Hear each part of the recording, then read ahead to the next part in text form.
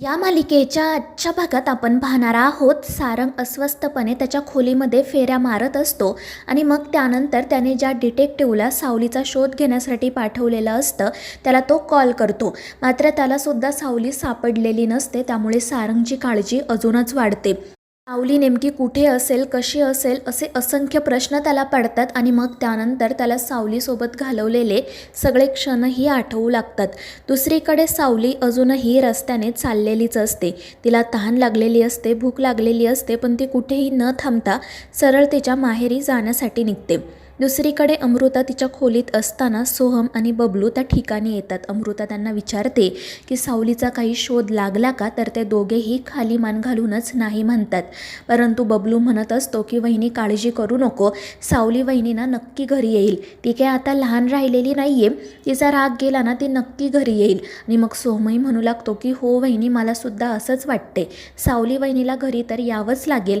पण मग त्यानंतर बबलू मात्र सावलीच्या आठवणीत रडायला सुरुवात करतो आणि त्याला असं खचून गेलेलं पाहून मग सोहमचा सुद्धा धीर सुटू लागतो. अमृता त्या दोघांना समजावत असते. सोहमही बबलूला म्हणत असतो की बबलू तू नको ना रे रडू, तुझ्याकडे बघून मी धीर ठेवला आहे, पण जर तूच कोसळला ना तर मग मला सुद्धा हे सगळं सहन नाही होणार. आणि मग अमृताही त्या दोघांना समजावते की काळजी करू नका, सावली लवकरात लवकर घरी येईल. दुसरीकडे सावली रस्त्याने चाललेली असते. तिला एका माणसाचा धक्काही लागतो, पण ती काही बोलत नाही.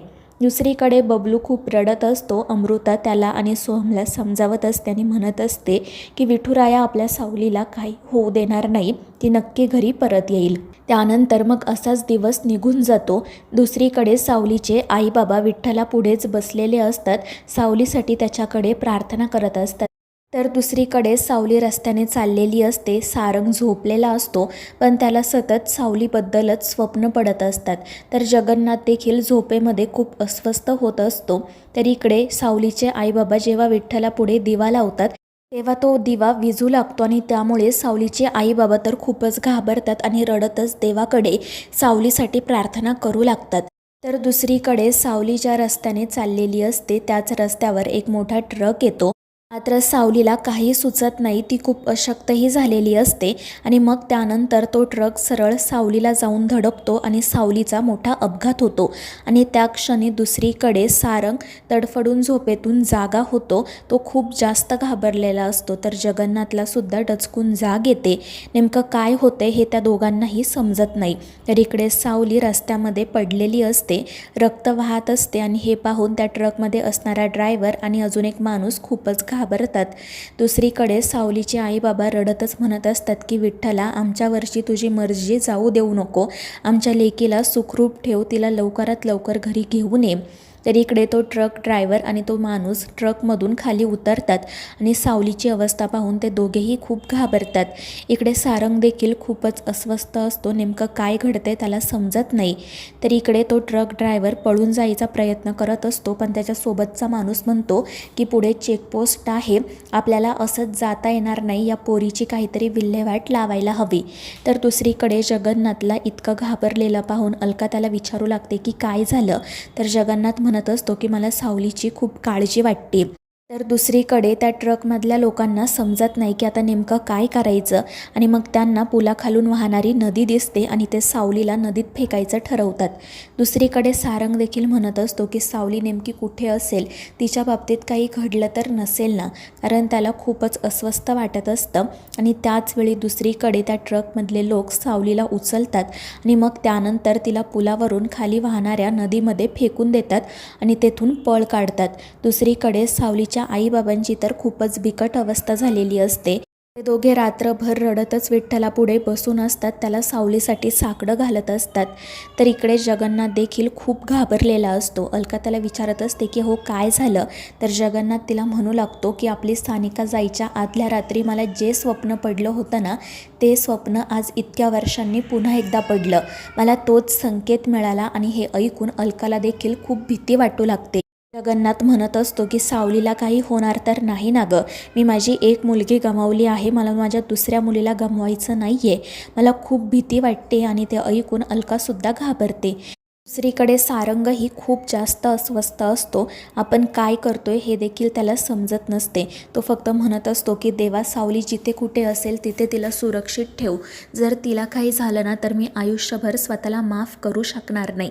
आणि मग त्यानंतर दुसरा दिवस उजाडतो.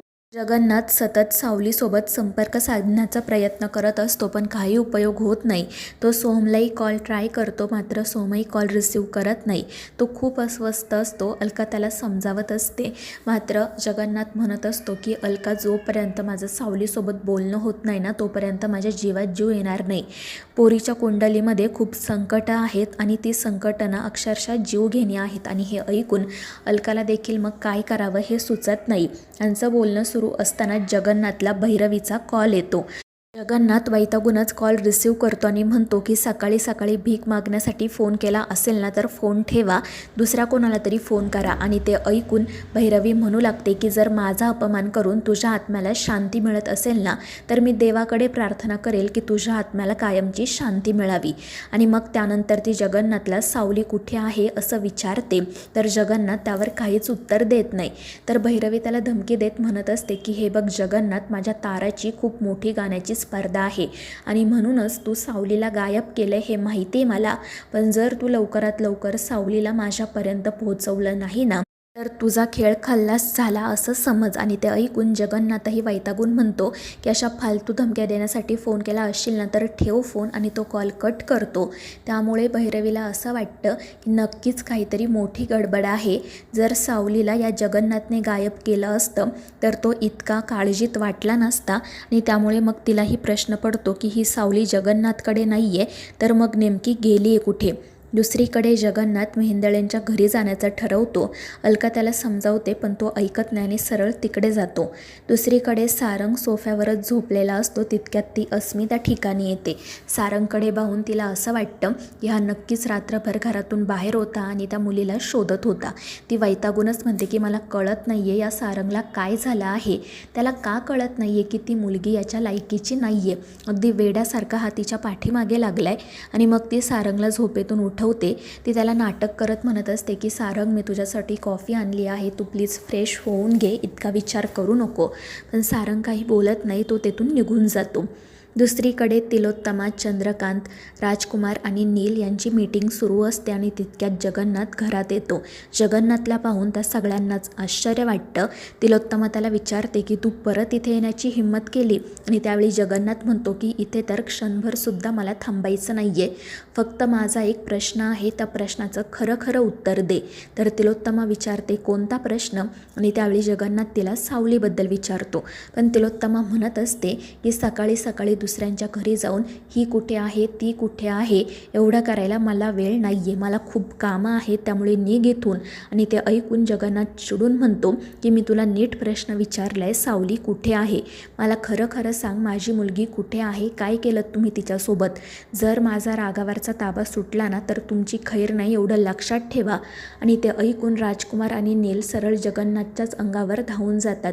नील म्हणत असतो की जगन्नाथ निघ इथून. पण जगन्नाथ म्हणतो की हे बघ, माझी मुलगी कालपासून गायब आहे, ती कुठे आहे याबद्दल कोणालाही माहिती नाही.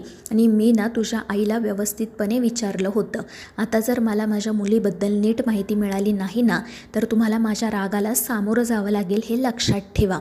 तर मित्रांनो, या मालिकेच्या पुढील भागांमध्ये आपण पाहणार आहोत अस्मी नाटक करत जगन्नाथला सांगत असते की तुझ्या त्या मुलीने ना सगळं कबूल केलं आहे आणि ती स्वतःहून हे घर सोडून गेली. तर जगन्नाथ संपूर्ण मेहेंदळे फॅमिलीलाच धमकी देतो की जर माझ्या मुलीला घराबाहेर काढण्यामागे तुमच्यापैकी एकाचाही हात असेल ना तर मी तुम्हाला सोडणार नाही, एवढंच लक्षात ठेवा. तर दुसरीकडे सावलीचे आई बाबा सावली हरवल्याची तक्रार पोलिसात करायचं ठरवतात.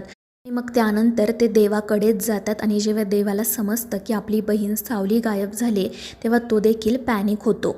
तर दुसरीकडे तिलोत्तमा सारंगला म्हणत असते की जर तुला असं वाटत असेल ना की ती मुलगी घरातून बाहेर गेल्यामुळे मी खूप खुश आहे तर हो, आहेच मी खुश. आणि ते ऐकून सारंगला तर खूप वाईट वाटतं.